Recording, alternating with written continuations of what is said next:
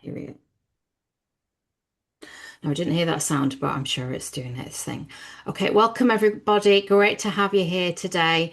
We're just gonna share, first of all, is tell us in the chat where you're joining from, and are you pre-move, mid-move, or already in the Netherlands?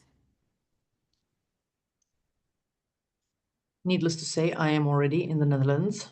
And Hmm. also, I am not originally from the US. So, disclaimer.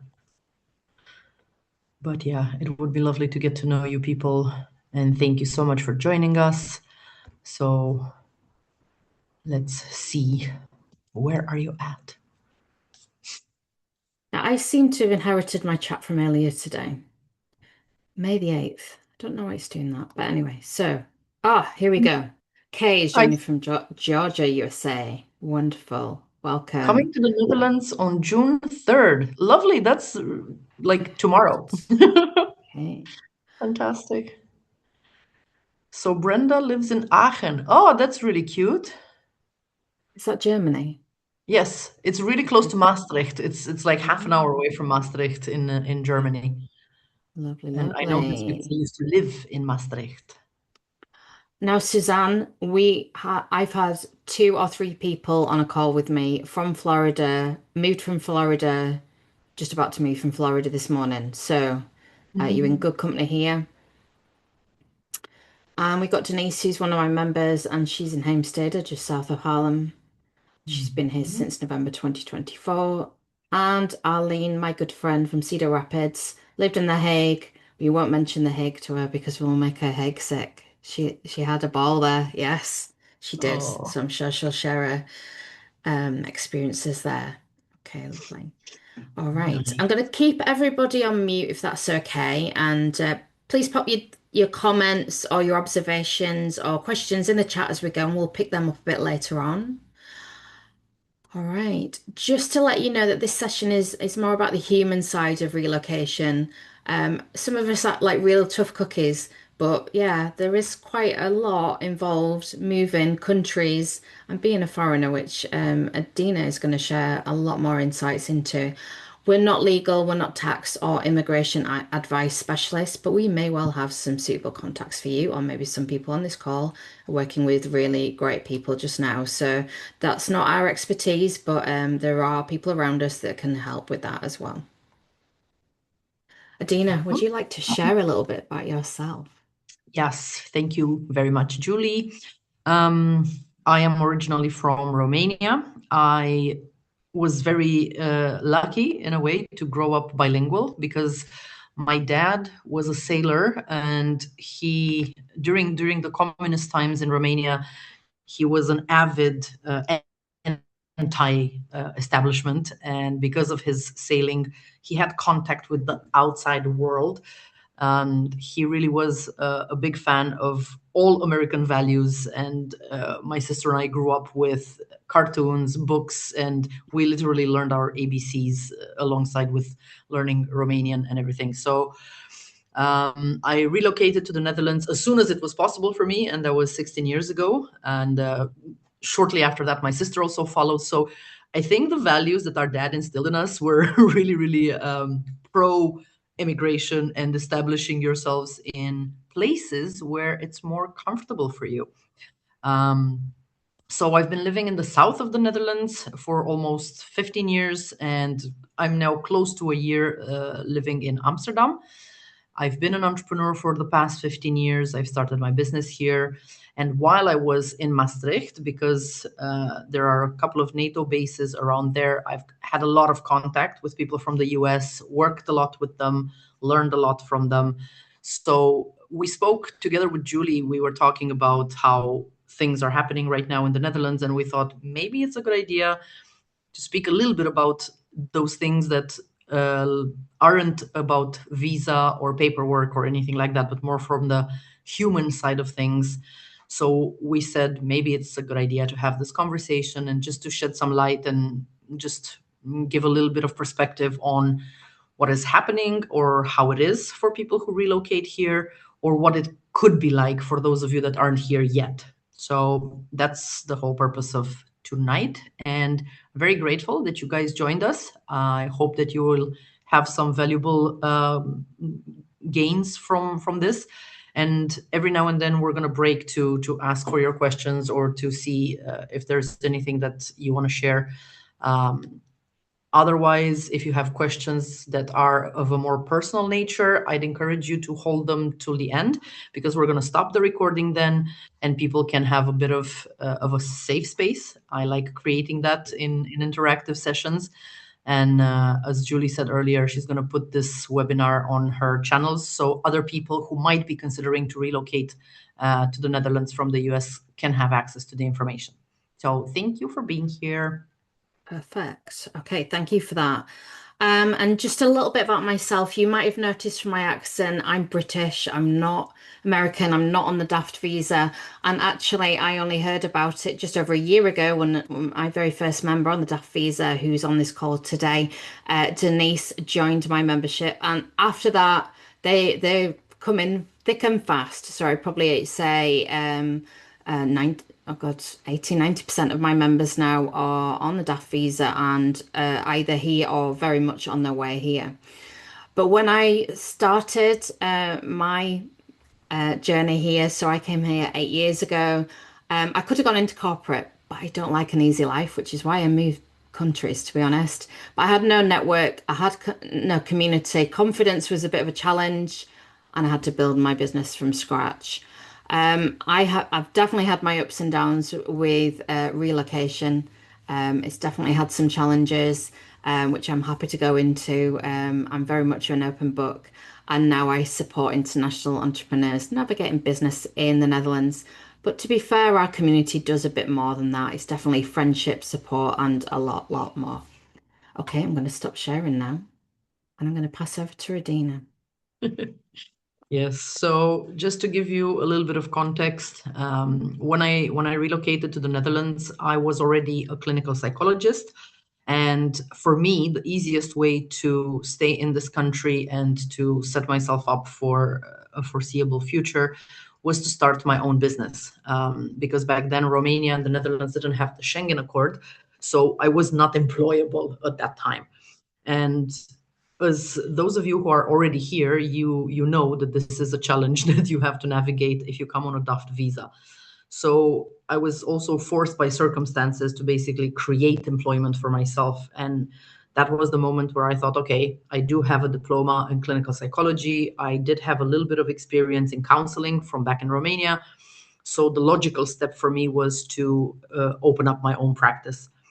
Uh, I thought it was going to be a lot easier than it was because it turns out that the Dutch government, if you don't know this, you're going to find out, is quite bureaucratic actually and very, very old school at the same time, kind of mixed in with very new and modern technology. So despite them having, for example, a lot of apps and websites where you can get information, they're still going to send you a letter in the post for many, many things. They're kind of doing a side by side thing, giving you access to technology while burying you in paperwork. So for me, in the beginning, the idea that I would start my own practice was very much hurdled by not having language competencies.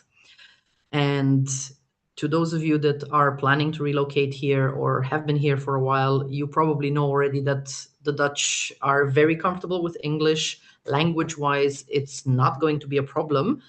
However, most of the official communication and all the things that are about anything that's important is communicated in Dutch. So on the one hand, they're not forcing you to learn the language, but they're kind of gently nudging you in the direction of picking up this challenge.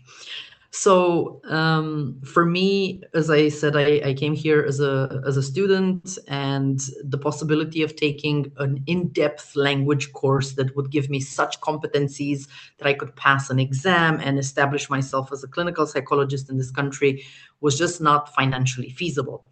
Which I also know that for some people who are relocating from far away, when you have so many fresh expenses to make in a new country, settling up, finding housing, maybe having to pay for rent in advance for a year. It can be very draining financially. So if you're not going to have this, I don't know, extreme cushion to help you with language competencies from the get-go, things might be different, but they're not impossible. So I decided that the easiest way for me to, again, establish myself as an entrepreneur was to open a business. And I started my practice first as a coaching practice. And as soon as that started kind of giving me a little bit of financial support, I started investing in my training to further establish myself as a psychologist. So I did a bit of a tour because in Europe, things are relatively closer than they are in the US. So you can hop on a train and, for example, from the south, where I used to live in Maastricht, to Aachen, where Brenda is now, it's literally a 35-minute train ride. And that's basically two countries that are very, very close to each other, and two cities that you can literally walk into. If you're a bit of a sporty person, you can go for a longer walk. You can just move from one to another. So my business was what allowed me to finance my further development professionally.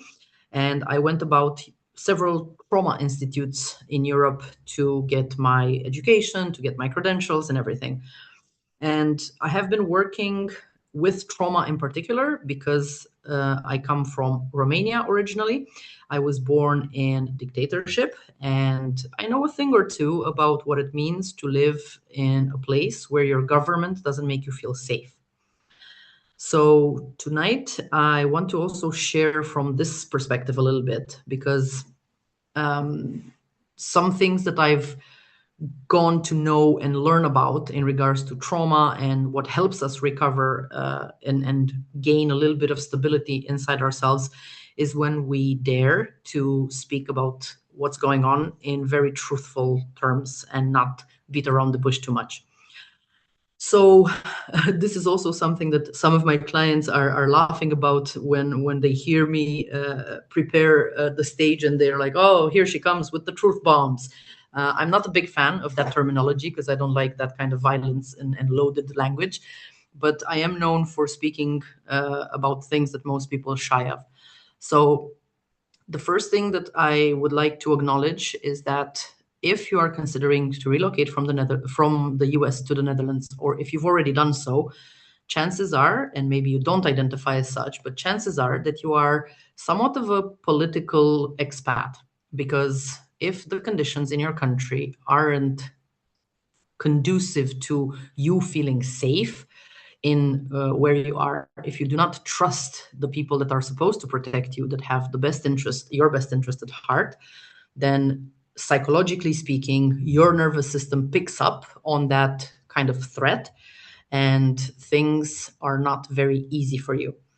And I'm saying this because I really want you to start understanding a little bit the context of this whole situation of going from one place to another. And it's not just because it's very far away and there's an ocean between our continents, but it's also because there are some implications relating to your identity. So in psychology, and particularly in trauma therapy, if I ask the question, and maybe this would be fun to put it in the chat, like, if you think about who are you as a person, what are the first things that come to your mind to share to somebody? When you meet somebody new and they're like, hi, hello, how are you? Who are you? How do you introduce yourself? What kind of things do you say about yourself? Would you like to put this in the chat for me, please? I'm very curious to see if it applies for people here as well. And I think maybe you've noticed it. I think we did it as well with Julie. We said our names, we said our nationalities, we said what we do for work, right? That kind of stuff. So if you're also in the habit of speaking such things when people ask you, who are you? From a psychological point of view, those things do not amount to your identity, because those things are things that are called attributions, and they are things that are given to you. So name is something you didn't choose for yourself. Your parents, or if you have godparents as a concept, they are the ones who named you. Your nationality, as much as you would identify with the values of the country that you were born in or those of the government that you did appreciate and had some sort of affiliation with, that's still not your identity. Those are, again, attributions, and that's super arbitrary. I could have been born in Bulgaria, which is a little bit south from Romania, or I could have been born in Hungary, which is west from Romania, and so on and so forth. So these things are contributing to your sense of identity, but they're not who you really, really are, so to say. And another thing that you see most often people do is they identify themselves with their title. I'm a clinical psychologist, but obviously this is just my job or my education. But in reality, I am just a person. So if you strip away all of these attributions, if you manage to somehow separate yourselves from the concept of attributions that constituted your identity so far, this is also going to be one of the most challenging things when you relocate to a new country. Because suddenly that kind of identity that you had in a place where you didn't have to explain it and you didn't have to over dissect it or analyze it in any way, suddenly becomes one of your protective shells. And every single person who moves abroad is going to have this kind of protection, because relocation is actually considered to be an extremely unsafe condition for our nervous system, because it's been, I don't know, millions of years since we were travelers and we became settlers. So in that respect, we're not very comfortable when we do this, even if we are embracing the nomad lifestyle and, yay, I'm a traveler now. That's still stressful for your nervous system. So before I go on to explain to you about the whole nervous system part, I'm curious if anybody has ever seen a picture of what a nervous system looks like. Anybody? Nope. Okay, so I'll describe it to you. And maybe you've seen it and you don't know that you've seen it, but it's the brain, and then going down from the brain, it's like a string of spaghetti, basically. It looks a little bit like a monstrous kind of alien thing. Yep, yep. It has many nervous terminations from your brainstem, from the back of your skull. It goes into your spine, and from the spine, all the nervous terminations that are surrounding your organs, making your limbs move, and many, many incredible things this nervous system does for us. But today I'm not going to talk so much about anatomy and physiology, but I am going to talk about psychology. So the interesting part, or the most fascinating part about this nervous system, is that it has a couple of branches, main branches. And those that go in your spine and surrounding your organs, they are responsible for keeping you alive while you sleep at night, for example. Your body keeps breathing, your metabolic processes keeps going because of this nervous system. But another super interesting part, which has to do with psychology, is the part that is responsible for your survival. So, when you go on a hike and you have the feeling that something moved in the bushes, and before you even realized that something was moving, your body just took a step back and jumped, and you had a startle response. Yeah, that's your nervous system again, being vigilant that there's no predator coming to get you and that you stay alive. So, one of its functions, psychologically speaking, is to keep you alive. Now, when you're relocating, even if you're just moving from a safe space to another safe space and you're not under political distress or any kind of distress, you know how stressful a move is. And that's because your nervous system is, in a way, that part of your nervous system is a little bit primitive. So it does not understand the modern concept of moving. It only understands, take me in the cave when it's raining, light up a fire when it's cold, and feed me the good berries because otherwise I'll die. So it's very, very basic, very, very simple minded in that sense, which is why when we're relocating, moving from one house to another, it interprets it as something very stressful. It's almost like a jump from being safe and cozy into survival. And oftentimes that comes with discharging a lot of cortisol and adrenaline, which are the hormones that keep you very alert and able to mobilize your resources. The other part of the nervous system, which comes up in your face, actually, it has a lot of these nerve terminations, and it's dedicated not just with your relational, not just to your relational safety, but also to actually enjoyment of life, which is why we have facial expressions, which is why we orient ourselves and we have those two eyes at the front, and we look at other people and we connect with other people, and we can sense if somebody's approaching us with a frown, that it's something that is might be dangerous, or if they're open and smiling, it must be something pleasant. So that's because of your nervous system, and because this nervous termination and this whole machinery was built for us to collaborate, to come together in small groups or bigger groups, and to, yeah, just kind of survive and enjoy life together.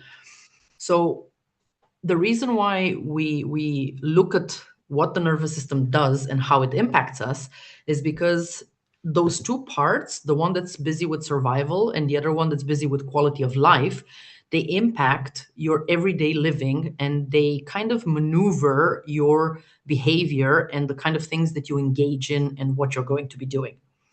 And as I was speaking a bit earlier about identity, the moment that you're relocating to a new country under that enormous stress of your nervous system going like, what's going on? Where is the tiger? How do we survive this? You have this added layer of, who can I trust? I'm in a land where I don't really understand the language. I don't know the food here. I don't know the weather here. I don't even understand why are there so many cobblestones all over the place. So nothing is familiar when you're relocating to a new country, which is also so distinct from everything that you are used to. And that's very taxing and very demanding for your nervous system, which, as I said, very rudimentary being, it orients you in life only through your senses. So the things that you see, the things that you smell, the temperature that your body is regulating or your skin is feeling, the food, the everything that has to do with your senses, the way you orient yourself in space, and the way you perceive the size of streets or buildings, everything is information for your nervous system. So take just a second to understand how bombarded your nervous system is with stimuli the moment you are relocating across the ocean into this peculiar country that has narrow and crooked houses with impossible to climb stairs, and everybody eats 50 types of cheese that all kind of look the same, but they're actually not. There's a lot of information. And the reason why I'm making this obvious to you is to help you a little bit calibrate your expectations before you join us here, or maybe try to understand a little bit the kind of stress you've been under since you moved here. Because stress, as I said, is that hormone that is generated by the adrenal glands through the nervous system, helps us mobilize for action. It's the thing that helps you do things when you don't really feel like it, but you know that there's a deadline coming. Okay, stress activation, and then suddenly you can write a paper or 50 emails in 2 hours because you have a little bit of cortisol in your system, and that's what it does for you. Funny enough, it's also the hormone that wakes you up from sleep and guides you towards the kitchen so that you get food, because overnight your blood sugar drops a little bit and you need to fend for yourself again.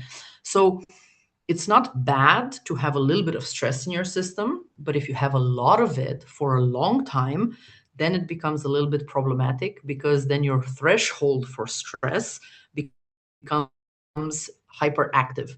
And that means that after a while, what I've seen happening with people that relocate, especially against their will, because it's one thing to say, oh, I'm just going to go to Europe for a holiday, versus I need to relocate to Europe because I don't feel safe in my country anymore. So when you're relocating kind of against your will, you already have a lot of stress in your system. When you're in the US and you're contemplating How am I going to get there? How much is this going to cost me? How do I fly over my pets if I have some? How many hours are they safe to be in holding, and so on? How am I going to integrate my kids if you have them? And all of those things, all of those big things, they are discharging enormous amounts of stress in your body. And you're not feeling it. You're not going to feel it in the beginning. You're not going to feel it right after you get here, because the body, as I said, the nervous system is wired to keep you surviving. So, what it does then, it creates something that psychologically we call trauma, because it creates a dissociation, a separation, basically, between you and the way you interpret the world. And that it does that not because it's a mean nervous system or because it's broken. On the contrary, it does that because it functions really, really well. This nervous system, so rudimentary as it is, it only has one job, and that job is to keep you alive no matter what. So dissociation in this sense is pushing away all your discomfort so that you can actually survive. It is the thing that keeps you alive until you can catch your breath, and then you can reconnect and feel everything all at once.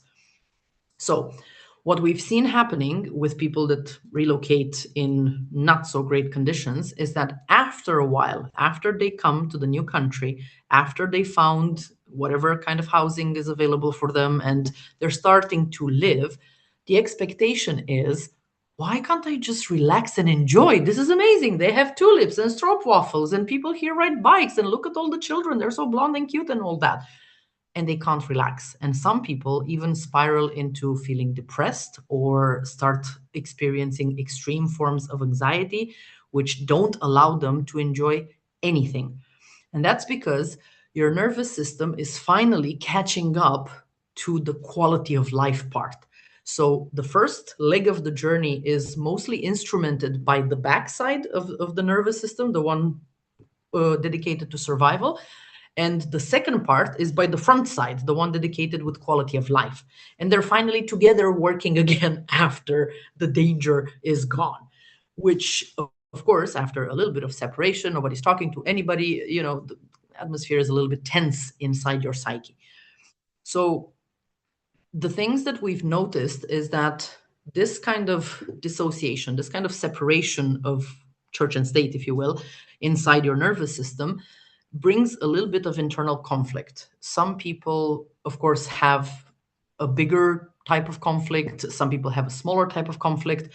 It doesn't really matter, because at the end of the day, your parts are not happy, so to say, with what goes on inside. And most people are trying really, really hard to make sense of what's going on.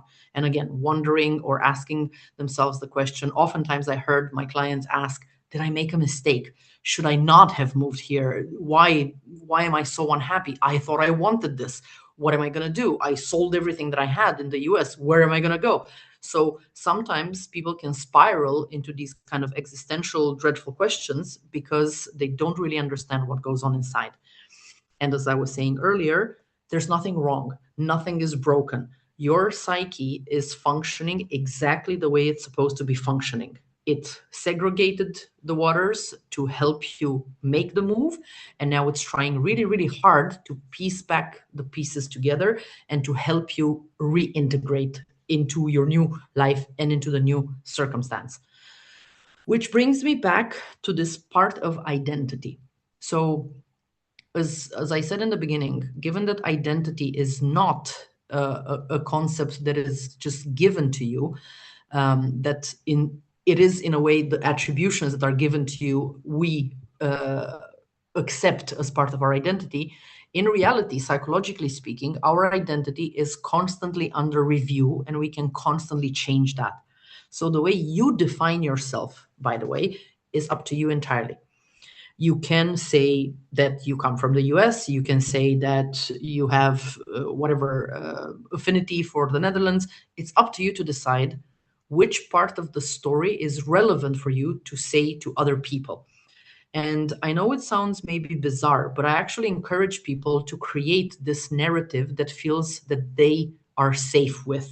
Because sometimes for some people, or several minorities do not have the luxury or the safety to disclose who they really are. If they are somehow, for example, on a specific spectrum, or if they have an alternative type of sexuality, if they are part of a religious minority, an affinity group, and so on, that can make them feel very, very vulnerable. And in that respect, I think in terms of feeling that you are safe in your new place is something that you do have control over based on how much exposure and vulnerability you allow yourself to have in that moment. Now, generally speaking, the Netherlands is a safe country. But unfortunately, we have seen some political tides having some influence here as well, in the sense that some people might have an issue with you being an expat, might have an issue with you being from the US, might have an issue with you belonging to any kind of minority that you might be belonging to. And that's just how some people are, which is why when it comes to our relationships, we don't really know in advance how is the other person. Are they a safe person? Are they going to judge me in any way? Are they going to trigger my alarm bells? And because we don't know that, it is important for us to have these protection layers around us until we get a bit closer and establish trust in a mutual sense. And I know that here we're also tapping a little bit into some cultural differences because, at least in my experience so far, every single person that I've met from the US, and I did meet quite a lot of people from the US, they're generally speaking, they're quite open and very comfortable to invite the person to their house 2 or 3 times after they met for coffee. Whereas in Europe, people don't really do that. And especially in the Netherlands, especially Dutch people, I think you can be friends with them for years and you would never even know their home address, not to mention that you've never seen their inside of their living room. And that's just a huge cultural difference to maybe start be a bit mindful of when you get here. That doesn't mean that it's not safe for you to invite a Dutch person to your house for coffee after the second or third time that you met them, but don't feel rejected or discarded when they do not respond to that invitation, because they're also the type of people that would expect that if they come to your house, then they have to invite you back. So because it hasn't gone between 3 to 7 years since they met you, they are not willing to take on that debt invitation. So these are just some of those super granular things in terms of expectations, but it's also something that I've seen happening kind of naturally, that people who are here from the US, the first thing that they're going to do, they're going to connect with other Americans. And that's also part of your survival, right? Because those people are the ones that are very familiar with the kind of challenges that you're going through, the kind of things that you're going to experience when you just got here, or vice versa. If you've been here for a while, you would be very open to help somebody who just moved over because you know how challenging it was for you in those early dates, trying to figure out why is everybody on a bike even when it's crazy wind outside. Wouldn't they just rather take a taxi, for example? So things that for you make no sense whatsoever, of course, they're going to be very tested and very challenged when you are in this new culture. And of course, it makes sense that you would naturally gravitate towards the tribe that you still feel that you belong to. That attachment that you still have to that sense of identity, that's not going to dissolve overnight. It's going to stay with you for a while. And it's almost as if you've maybe seen it on I don't know, Animal Planet or National Geographic, when crabs have to leave their shell because it's too tight and it's uncomfortable, and they have to migrate and occupy, inhabit another shell, because in that in between space they're super vulnerable and everything is probably not making sense, and so on. I'm just imagining what it feels like to be a crab. I don't know I can do that, but I do know what it feels like to be a human in between sets of identities. Before you grow from one identity to another, there is a state of extreme discomfort, there is a state of a lot of stress, there is a state of confusion, and nothing makes sense. And that can be, again, very taxing and very challenging for you emotionally. So, this will also have an impact on your relationships. If you are navigating from one country to another with a partner, yes, you might want to hit each other with the pen more often than you used to. Um, if you are, oh, it can also swing the other way, the pendulum, that maybe you don't want to murder each other every 5 minutes, but you kind of lean into a little bit of codependency and things don't feel so easy anymore. And you constantly feel like, oh, I don't feel safe when they're not at home. Or let's go do the shopping together, even though it used to be that back in the States, you would just not see each other for 3 days and you would be very comfortable. So again, I'm just naming these things because I want to normalize the experience a little bit for you. Because when you're contemplating this relocation, everything is kind of acceptable in a way, because when it's chaos and your nervous system is struggling to attach itself into a new country, into a new culture, into all of these unknown things, obviously it's going to be a huge pressure for your relationships. And if you don't have a partner or family that you're moving with and you're moving by yourself, the test is going to be on your relationship with yourself. Because you're going to have those moments in which you're going to be contemplating things like, am I crazy? I'm doubting if I should do this or that. I don't recognize myself anymore because I never used to do that there. Why am I doing this here? And so on and so forth. So, in that respect, the only hint or advice or pearl of wisdom, if you will, that I have is to try to cultivate a little bit of self compassion, both for yourselves and for your families or your partners, because under such amounts of stress, your nervous system is constantly doing the best it can. And as I told you, it's a really, really primitive kind of just a toddler with baby language that happens to inhabit the body of an adult. It doesn't really know more nuance than that. So you have to be gentle and you have to be compassionate towards yourselves and your loved ones, because it does take a while until you get used to it. And as well, if you happen to be relocated, let's say 6 months, 9 months, a year into the relocation has already passed, and you're still spiraling or you're still struggling with anxiety, with depression, with not feeling integrated, and we're still not really connecting the way you thought you might be connecting with a new tribe or people from back in the US, I think what the only thing that you can do here obviously is to search for some form of help, with a tiny disclaimer made here that the Dutch healthcare system is the total opposite of anything and everything you've experienced in the US. Bedside manners, table manners are not a thing in this country. Services is not a thing in this country. You're going to sit down in the fanciest of diners, and people are going to come and they're going to drop your coffee next to you, and they're not even going to ask you how you are today. And it's not because they're mean, it's not because they have something against you. It's just their culture. They are not a service oriented culture. So they treat everything very superficially and very in a very expeditive way. They just don't bond, that they just don't do those things.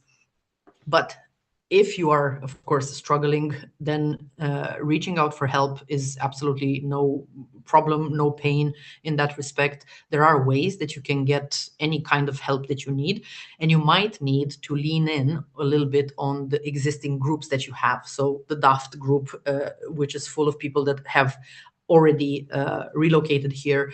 Of course, the buzz networking, if you're considering or you have to start your business while you're here, because these people have already gone through these motions and they know a thing or two about the challenges that you're up against.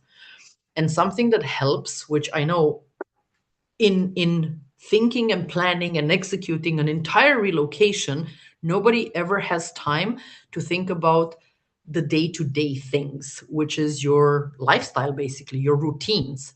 And most people don't even think or anticipate that when they're moving, because they're just trying to, I'll figure it out, I'll just go with the flow. And then the flow is keeping you locked up in your living room for the next 6 months because you have some social anxiety and you don't want to get out.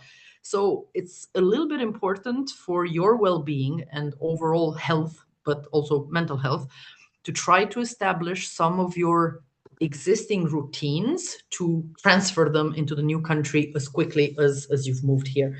Because those little routines give the signal to your nervous system that everything is still fine and is still within your control. Because one of the most anxiety driving things is that feeling that you're not in control of what's going on. So all of that stress, all of the relocation, all of the unknown factors are really going to start softening a little bit for you if you can hold on to some of your routines. So even the simplest of things, if you have your favorite mug that you're drinking coffee with every single day, pack that first and keep it in your hand luggage. And as soon as you arrive in the Netherlands, just keep drinking your coffee from the same cup, just like you do back home.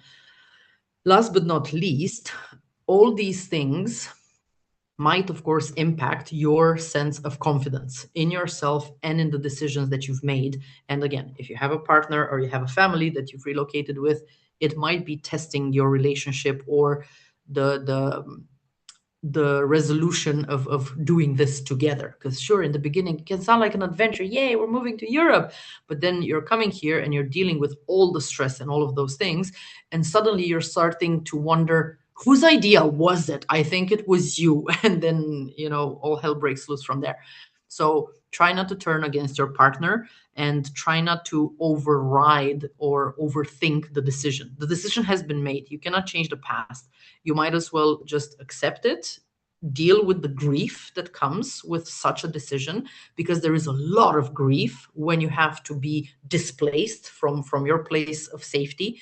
And just, again, going through the motions, trying to stick to your routines, and trying to stay confident that you are extremely resilient. We all are in that sense. And historically speaking, all of us, humanity has been going through a lot of stuff.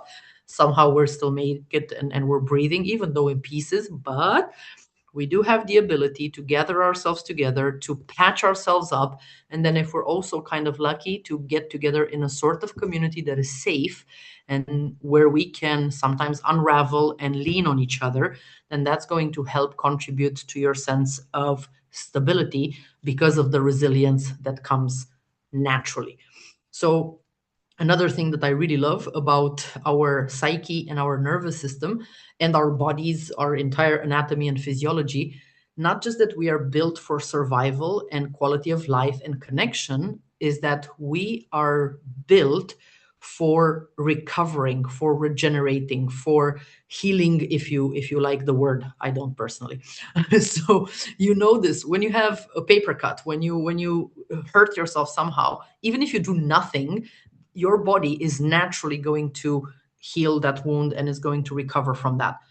And it's kind of similar what happens to your nervous system or to your everything that goes on psychologically, provided that you do not slap a dirty band-aid on it and pretend the cut never happened. And psychologically, things tend to fester a little bit more than a simple paper cut, because they just happen so much more deeply inside of us. But if you do address your issues and you do try to hold on to your routines and give yourselves the conditions in which you were thriving once, you will be doing that again. So I wanted to also bring this perspective back, because no matter how dire it looks like or it feels like, you unfortunately, or I think so, because I've never met anybody who can anticipate the future or predict it with accuracy, but you can trust your immediate reality. You can trust your body. You can trust the signals that it's giving you. So if things don't feel comfortable for you, if things feel out of place, if things feel like, okay, this is hard right now, that is not a signal for you to push harder. And I know, again, this is going to be a bit culturally clashing, because you were brought up in a culture where grinding is your everyday normal. Whereas in the Netherlands, people actually tend to have a way more laid back kind of daily existence. There is no rush here to do anything, because they're quite good at stretching their time. There is no pressure. They are not responding as quickly to things. So this is also another thing that you need to be mindful of when you're relocating here. On the one hand, it's going to be frustrating at times because you want quick answers, you want people to respond to you very fast, or you want that stress and that nervousness that you have inside, you want it to be resolved. But on the other hand, if you again allow yourselves to lean in and you allow yourselves to somehow reinvent your identity, then a little bit of Dutch influence might also be beneficial for your nervous system.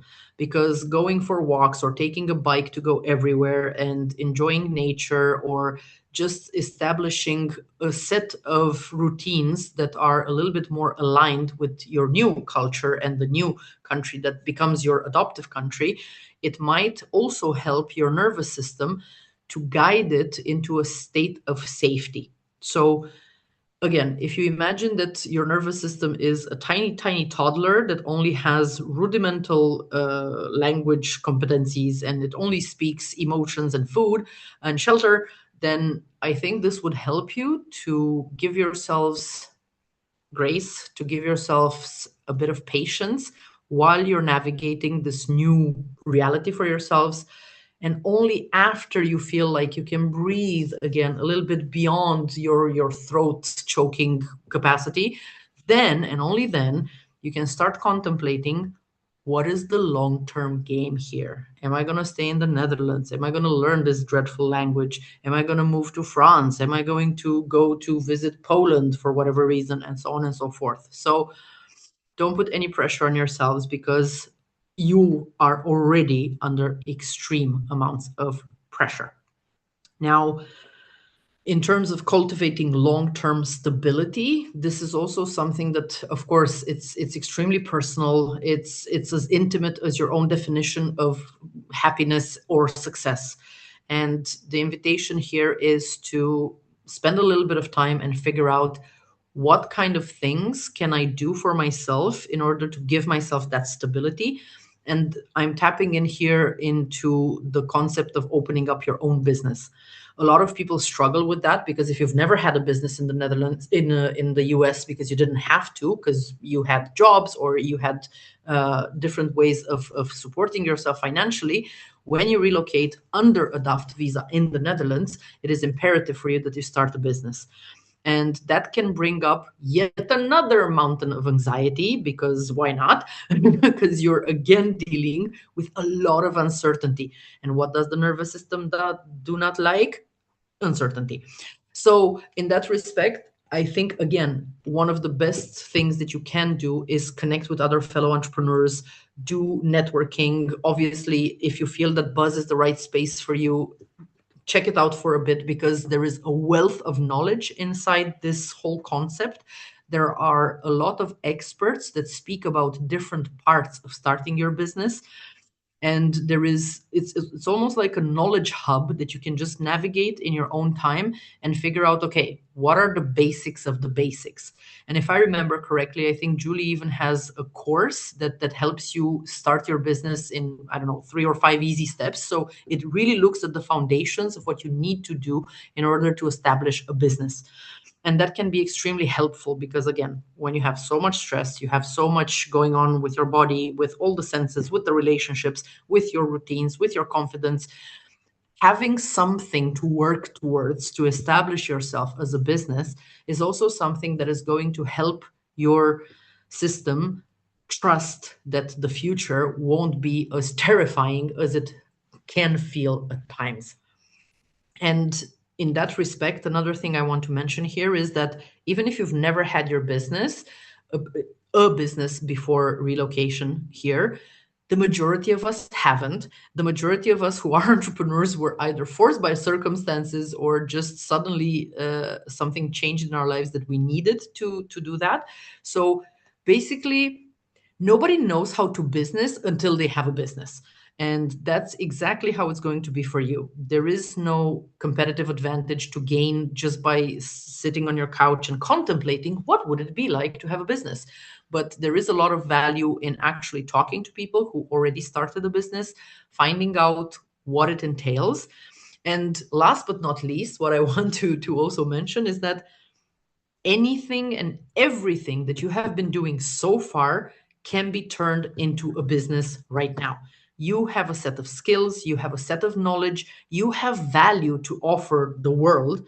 And the only thing is to get somebody to help you put it out on an A4 piece of paper and schematically write somewhat of a business plan. And from then on, it's really just a matter of time and a matter of figuring out the proper connections, the proper support, and the proper routines that are going to help you execute that plan.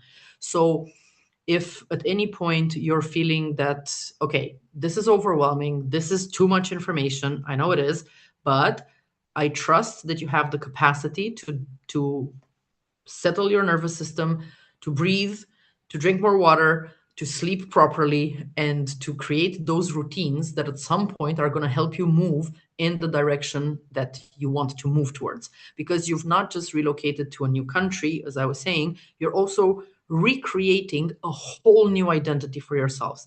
And maybe some of you have never even dreamed or thought about the fact that you're going to live in Europe or that you're going to have your own business.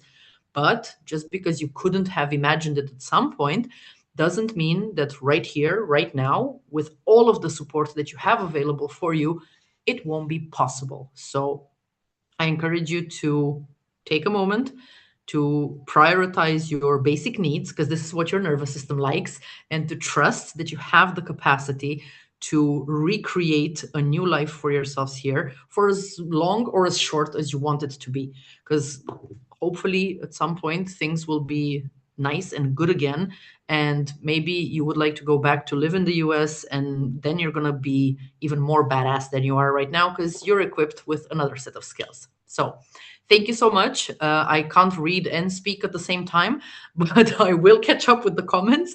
I'm going to shut up now, and Julie can take over closing this part, and then if you want we can go into a Q&A or comments, objections. I take them all. So thanks. Okay, thank you so much. Um, you're a woman, so why you can't read, speak, and do everything else at once? I don't know. I didn't take Because my Ritalin today, so I'm a woman with ADHD. I can only be hyper focused for so long on a topic, and then it all Okay. goes All woo. right. Okay. Lovely. Lovely. Thank you so much.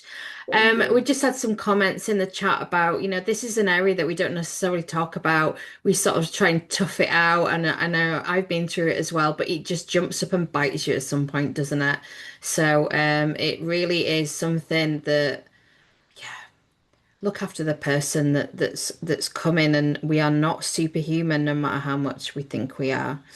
Okay, so thank you for that. I just want to share a couple more things just about my community and what we do, and then we're going to jump into Q&A. If I can find the right screen, that also help. Let's see where we are. Where have I gone?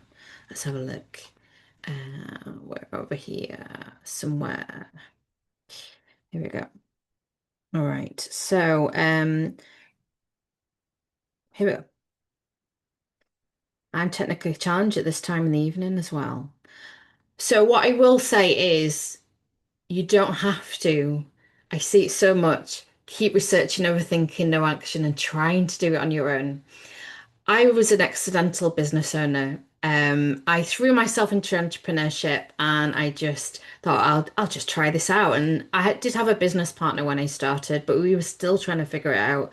So I will say the most powerful things I have done is ask for help, do some training.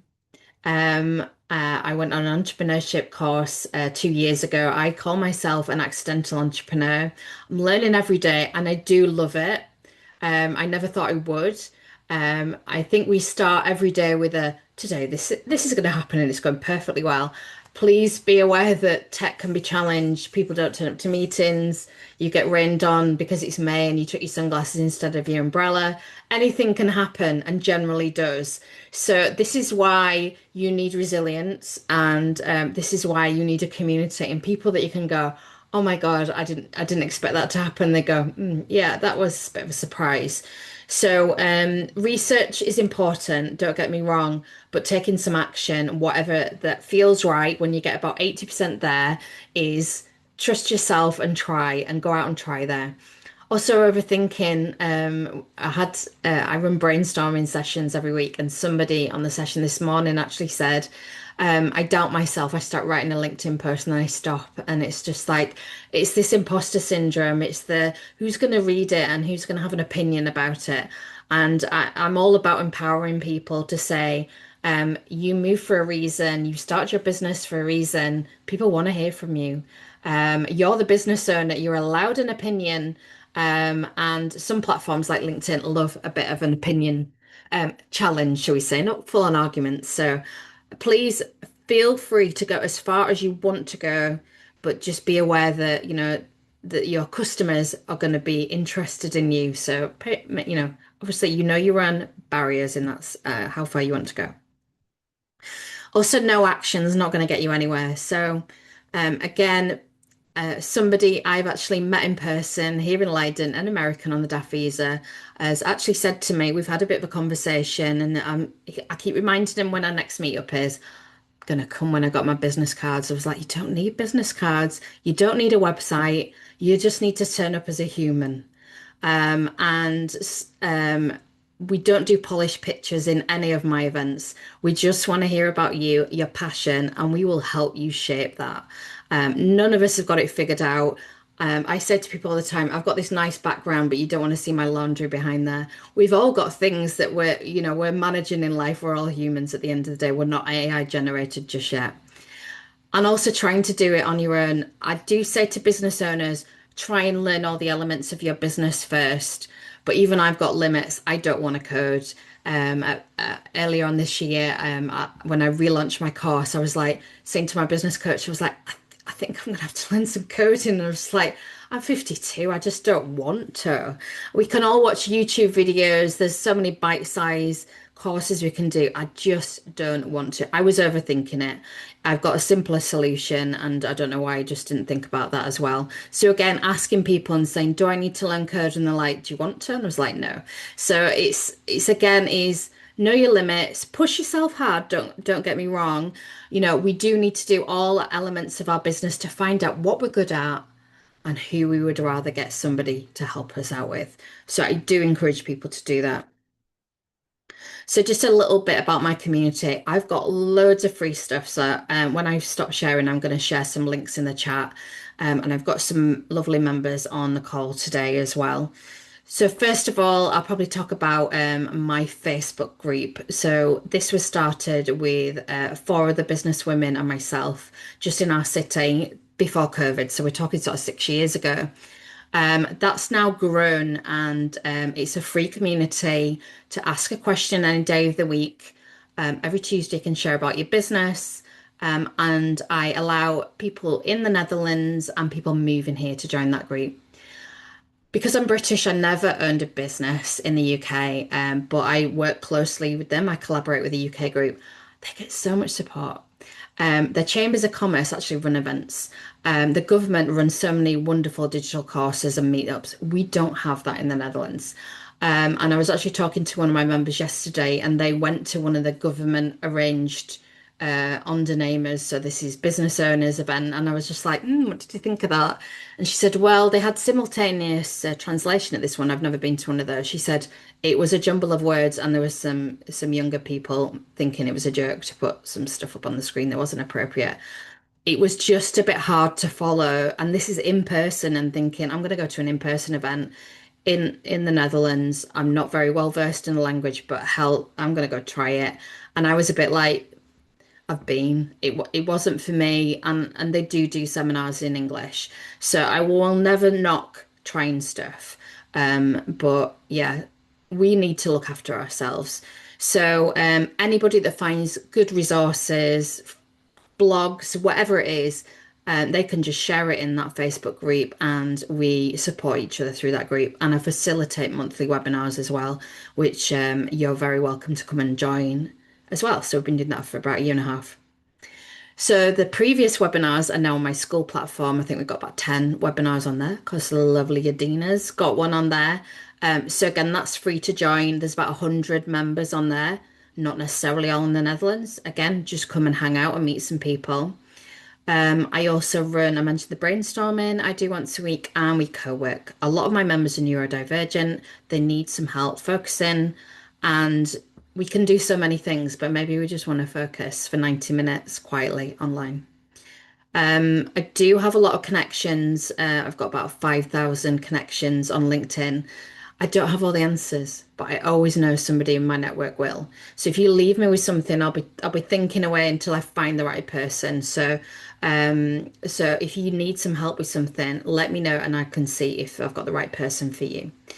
And it's for me, it's about consistency and moving forward because if we don't do that, this business isn't going to go anywhere. Even if they're slightly wrong moves, we'll never know unless we take them. So I don't mean massive, big, hairy, scary jump off the cliff. You know, if you're about 80% there and you might have checked it with somebody nearby and said, I'm going to do this. Does it look okay? Or get somebody to press the links on your landing page and see whether it works. But apart from that, just go for it. That's all I would say. So, as I mentioned, I run business networking. It's been almost 4 years old. I didn't have a network, I didn't have a roadmap. When you register at the Chamber of Commerce, they just say, oh, I don't really know what that is. And I'll go, it's okay, it's not for you. Good luck. And that is it. People get so hung up on their business plan. I will say you need a skeleton of a business plan. You need a firm idea of what you're going to do. They're saying, well, I'm going to go to the Chamber of Commerce and they're going to check my business plan. It was like they wouldn't know what to do. They want to know that you've thought about something seriously. That's the main thing. But apart from that, you pay your money, you registered, and you're just left on your own. So, as I said, I've had about 300 plus business owners through my brainstorming sessions. I see where they get stuck all the time. Even the most experienced, worldly wise, strong person still has mindset challenges, still has areas that they want to upskill on, and there's always somebody around them that can help them and willing to help. And if I can leave you with one more thing before I go and squirrel and go get some more links for you, is asking for help. I think that's the most powerful thing I can leave you with. And I've talked about this. We had a live TV panel earlier this year. Adina was one of my guests. And I talked about it's not a theory, it's a real thing. If you ask for help, the success rate I've seen is about 30%. People might ignore you if they don't know you very well. If you've just met them on LinkedIn and you're asking for them for stuff, well, we need to warm them up a little bit first. So they might just ignore you. They might say no. They might even say yes. So people that are further on in their business journey and can see that you're tearing your hair out and spending hours thinking, I cannot code, I do not want to code. Whereas if you find the right person, they say, I'll send you a little document, or have you tried this AI prompt, or whatever it can be. But if you don't ask for an introduction, if you don't tell us who your ideal customer is you're trying to find, we can't guess what's in your head. So please do not be shy. Nobody I know in my community will, call you out on it, poo-poo you, or anything like that. We're all really looking out for each other. So I'm going to stop sharing. I'm going to get off my soapbox now. So I'm going to stop recording and then